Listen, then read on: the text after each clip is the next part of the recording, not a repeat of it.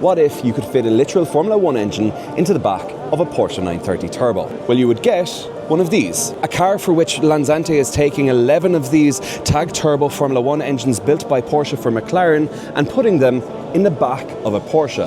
But as you might be able to realise, the engine here in front of me is a V6 engine, whereas the engine that would have originally been in this would have been a flat 6. And while the original 930 Turbo would have had around 300 horsepower, this engine here, in qualifying trim for Formula 1 cars, would have had about 1,000. But for the sake of reliability, Lanzante has reduced that to about 500 horsepower with about 9,000 RPM rev limit and about 3 bar of max boost pressure. Whereas when these engines were in the Formula 1 cars, they had about 900 horsepower to 1,000 horsepower with a 13,000 RPM rev limit and about 4 bar of boost pressure. This very engine is Niki Lauda's British Grand Prix winning engine, whereas the engine in this car was used in Alan Prost's 1987 Formula 1 car.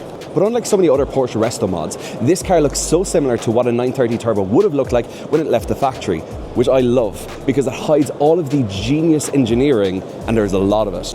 For one, this being a V6, it sits in a very different configuration to the flat 6. Also, the flat 6 would have been air-cooled, so you didn't have to worry as much about radiators. In addition, the alternator now sits here between the V and is driven off the cam gear because the Formula 1 cars actually would have had the alternator driven off the gearbox. It is a true work of art, and I love, despite the colour, just how subtle it is, and that subtlety is continued on the inside as well, with no mad carbon anywhere to be seen, because it feels like it would have left the factory just like this. And it somehow even retains those back seats. I love cars like this, that hide their story underneath and push the limits of engineering without really caring if those that look at it know.